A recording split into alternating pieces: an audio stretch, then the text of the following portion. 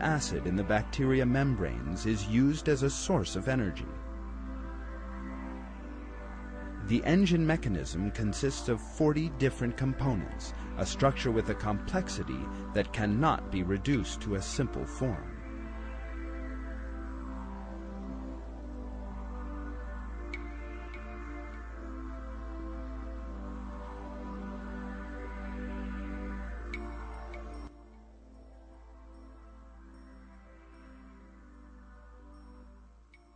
If even one of these pieces is missing or put in the wrong place, your motor isn't going to work.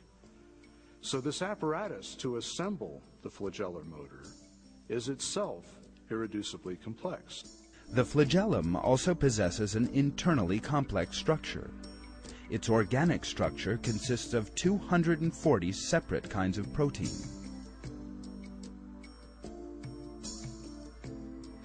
These components cannot have come together in small changes over the course of time to produce the bacterial flagellum.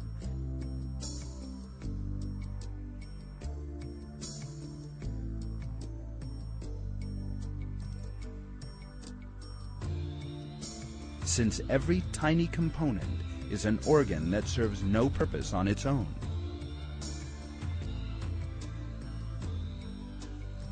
In the absence of the engine system that provides the rotating movement, for example, the bacterium would still be incapable of movement, even if it somehow came into existence by chance.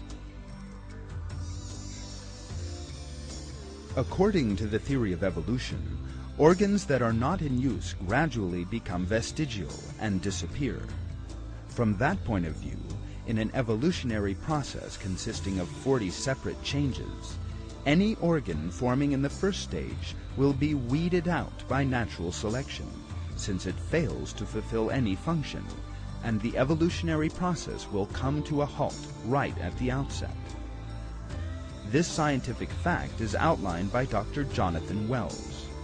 The important thing to realize about natural selection is it selects only for a functional advantage.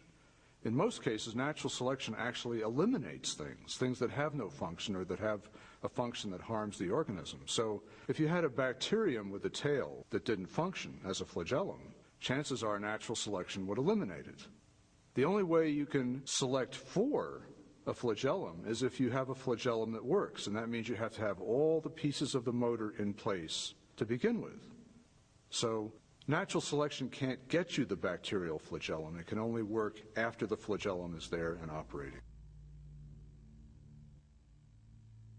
This situation, which is true for the bacterial flagellum, also applies to its other components and organs. Modern-day science reveals the meaninglessness of the theory of evolution's claim of gradual development in the face of the complexity of the bacterial flagellum.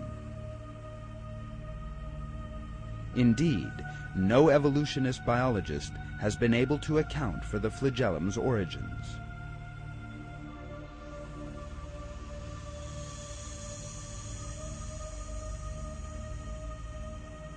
The bacterial flagellum can only exist if all its components work flawlessly and at the same time. This in turn means only one thing: creation.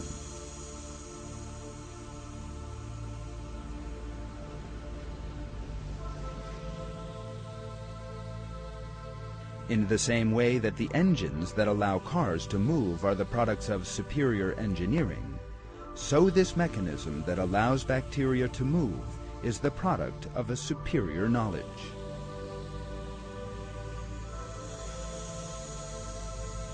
That knowledge belongs to God, the Lord of all the worlds. Living things came into being not through a random stage-by-stage process, but were created from nothing in a single moment. Almighty God reveals this in these verses from the Quran. God created every animal from water. Some of them go on their bellies, some of them on 2 legs, and some on 4. God creates whatever He wills. God has power over all things. He is the originator of the heavens and earth. When he decides on something, he just says to it, "Be," and it is.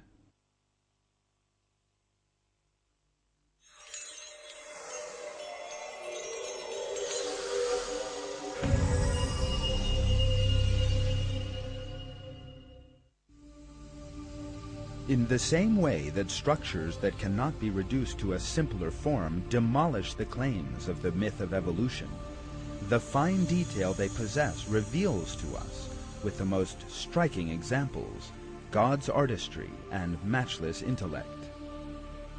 The signs of creation in living things have now become a scientific concept and are supported against Darwinism by the world's best-known scientists.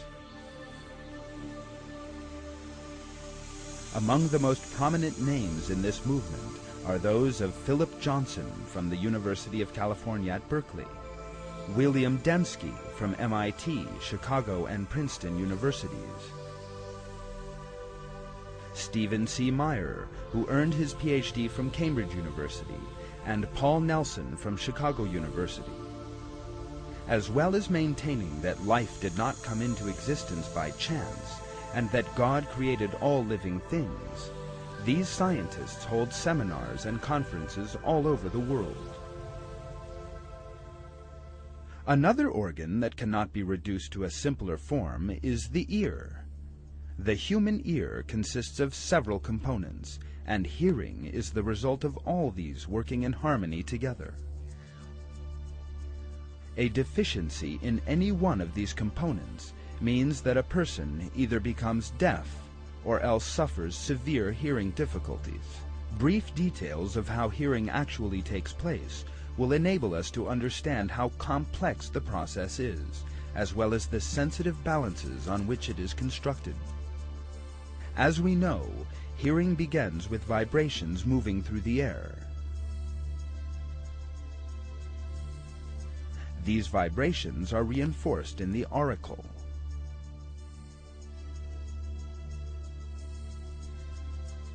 In this way, the intensity of the sound waves is amplified by approximately 17 decibels on entering the outer ear, from where the sound vibrations reach the ear membrane.